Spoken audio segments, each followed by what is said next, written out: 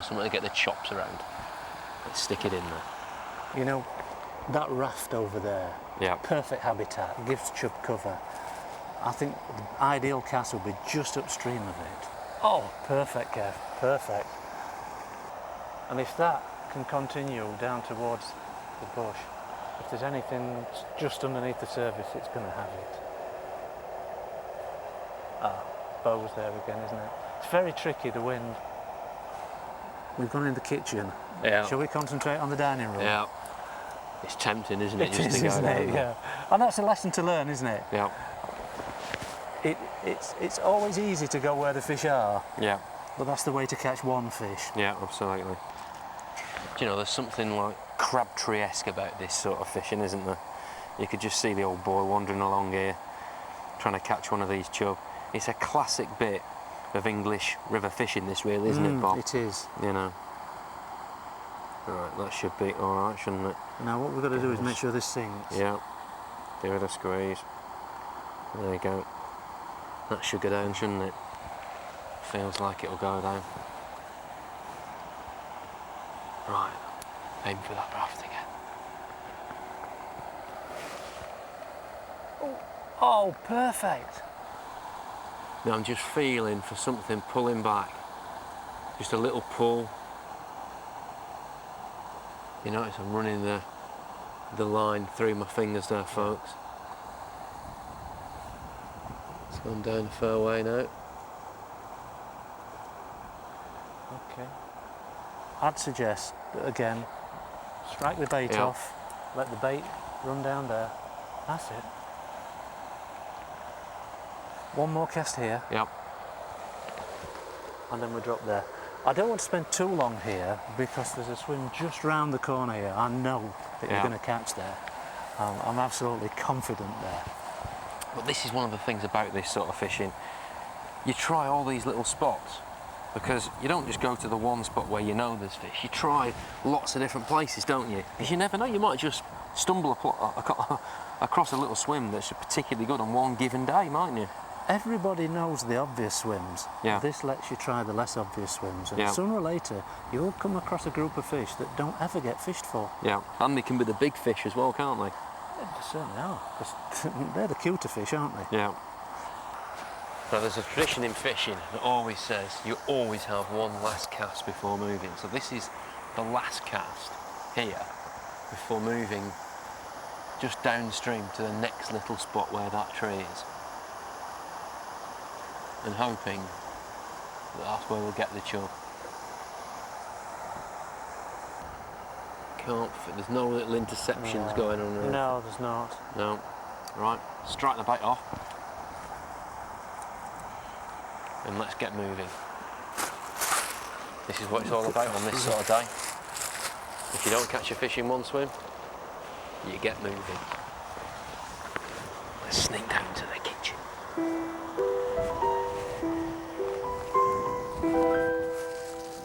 If you look just beyond the tree, can you see there it's only 6 inches deep? That's right, yeah. It comes up at an angle. Yeah. And the chub either sit at the back or they sit at the front. Yeah. Now it's a cloudy day. If it had been sunny, they'd have been sunning on the shallows. Right. They'd have been sunbathing there and dead easy to catch. I think they might be a little bit this side of the tree. Yeah, okay. So I'm going to plop it across there and just let it swing down for that to tree. just sneak a little bit closer to the water. With this wind picking your line up, give you better control if we both went down a little bit lower. That's a useful tip, that. Yeah. This is one of the things, when you are freelining, the wind, in some respects, can be your biggest enemy, because it's grabbing hold of your line and it's stopping the natural progression of the bait through the water. So, like Bob says, we're going to go sneak right down to the water's edge, and that way I can hopefully try and keep a slightly tighter soft line to the bait. So, let's get down there and give it a whirl.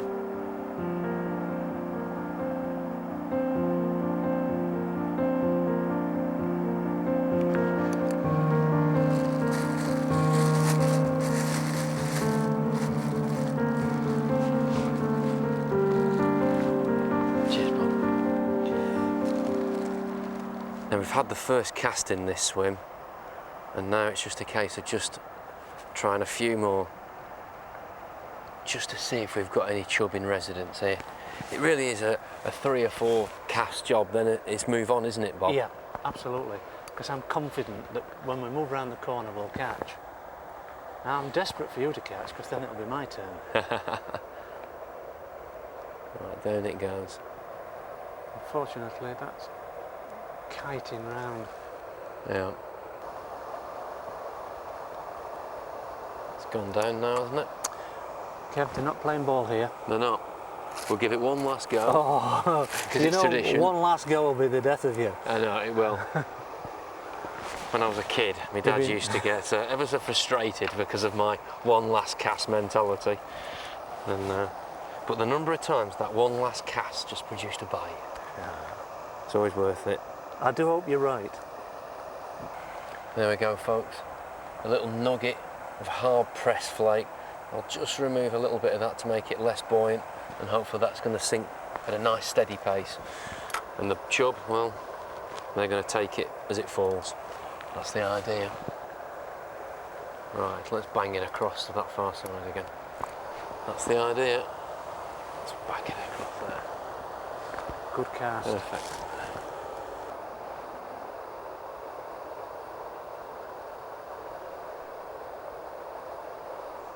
Right, there's nothing there. That's not gone again. Right, you know what that means. It's time to move. Better pick up the bread as well, Kev. Can you just chuck it in and we're not leaving litter? There we go. Bread in there. That's a bit soggy. Feed the swim.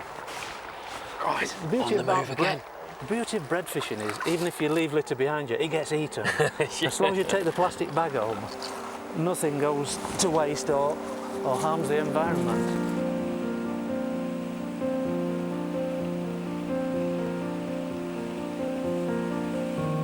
The next swim we move to is only a couple of 100 yards down from the weir, and yet it's a completely different swim altogether. Big willows overhang the water, providing cover for the chub, which they love shade. Then we've got lots of streamer weed, more cover, and then on the inside line we've got a lovely deep channel, perfect for chub that are looking to ambush baits as they swing on by. So we're going to hang back as far as we can off the water's edge, drop it down and watch the bait. Now it sort of disappears into dark water, and we're looking for this white bait, the bread, just to suddenly disappear as a chub's mouth engulfs it, hopefully. So this time it's very much sight fishing. I'm watching the bait and hopefully watching for it disappearing. Right, let's get it in.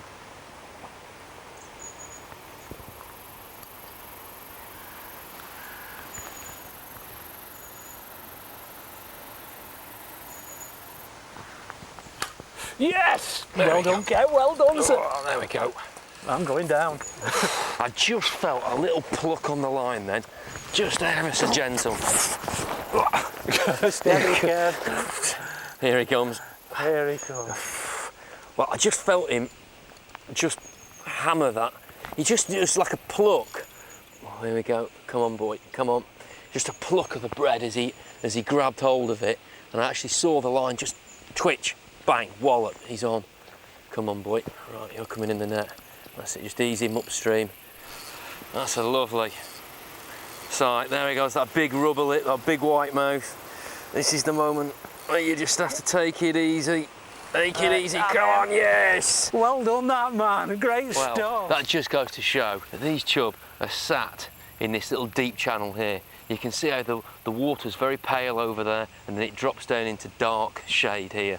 That means obviously it's much deeper, and the fish have just been sat under here, haven't they? All this streamer weed giving them some cover, and that's the beauty. Let's have a look at him. There's your bar of gold, sir. Oh, what a lovely fish. Oh, yes, what a beauty. Oh. Well done, Kev. And there we go. Oh, hook's come out in the net. That was a bit of a lucky one, Bob. And here he is. Oh, Wild fish. oh, look at that. Now, as we said at the start of the programme, this is not the sort of river that you come in here for 6 and 7 pound chub, record breakers and all that kind of thing. But look at it. Does it matter? Does it matter? I just felt a little plink on the line there, Bob. That's all it is. Basically, the bread disappeared at a sight. It went just a bit too deep and we couldn't quite see it, but then I just felt a little pluck and I actually saw the line, because it's got like a sort of little bow in it, and it just pulled slightly. Yeah. You strike them whammo. And don't they fight as well? On the right tackle. They're Absolutely. brilliant. It's great fun. I mean, look at that for a perfect river idle chub. What a beauty. We've had one from this swim, Bob, so you know what the rule is. My turn next. Your turn next.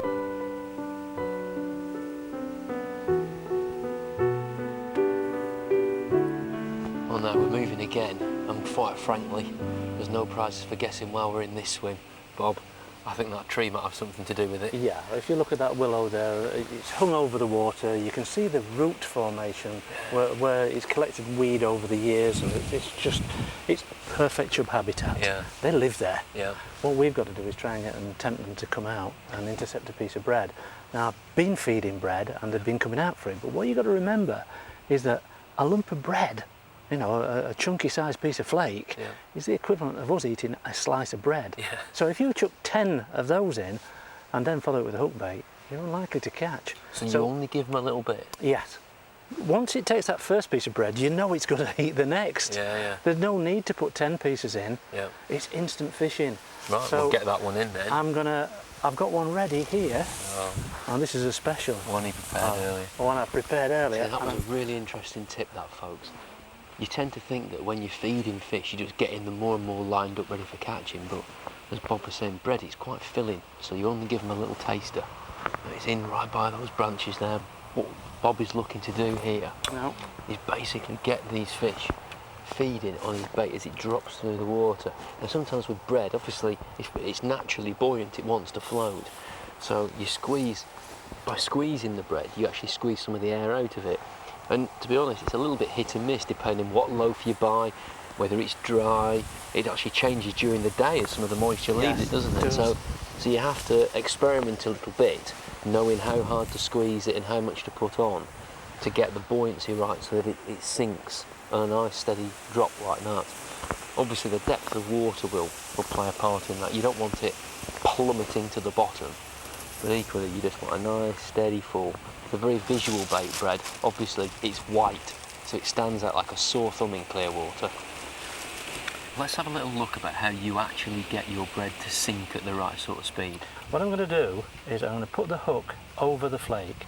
The point is absolutely open. Yeah, it is, yeah. And I'm squeezing on here, and I'm actually squeezing it up the line too, because it doesn't matter, once a chub mouths that bait, let's have a look at the hook's going to go home. Let's have a look at it a bit more up close. Now look at that, folks. You can see how the hook point is really proud, and actually how Bob's really squeezed that quite tight around the hook and the line. I think when I was taught how to use bread, it was always kept very, very fluffy, but I'm guessing that as the water gets into this, it's still going to swell it, you know, make it little bits come off it anyway. Is that right, Bob? Yeah. Well, the problem we've got is the fish are hanging very deep. Yeah.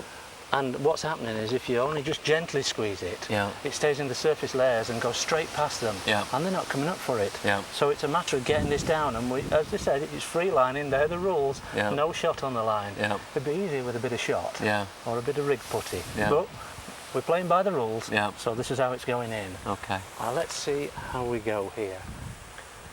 So that bait's going to go in and obviously just slowly sink through the water layers. Now that's perfect. I can actually see the white bait dropping down through the water. And that's what you're watching for, isn't it, Bob? Yeah. Just watching for that white bait disappear. Oh, yeah. There we go. There we go. Fantastic. Wow. How quick was that? That's superb. What I've got to be careful here is I can't get the rod too high because there's a tree above me. Yeah. And as soon as I get it coming towards me, it is going to be heading for the tree on the other side. Yep. So it's going to be a juggling act, because any second now he's going to bolt for that tree. So I need the side strain this way, keep him in the middle of the river. Oops, he's in the weed. But when they go in weed like that, the first thing you do is don't just start pulling and pulling and pulling. No, gently. They often break through the weed as they swim, don't they? They do that. Look at him in that clear water, you can he's really making see. use of, Chub do this all the time, diving into weed with just gentle pressure. There we go. Oh, yes. You got him, Kev? Got him. Well done, that Hey, man nice again. one. Oh, let's have a look. Oh, he's a lovely one. Look at, he's a decent fish, Bob. That's a belter, that. It is. As idle fish go, that's a nice chub. Absolutely. That, Kev, Oh, is a look beauty. At that. Look at the colours in it. You can really, it's not, a lot of people think that chub are just bronze. That's the colour that they're supposed, but there is green and colours of different metallic colours all across them, aren't they? Come winter, that will go £3. They're always a bit hollow in summer. Yeah. But I like that, because that's when they fit. It's no surprise that they give you a good old scrap, is it? Because, I mean, look at the span of that tail. No split fins there. Not at all. Never seen a keep net. And this Yeah. The sort of wrist of its tail here is really thick set, and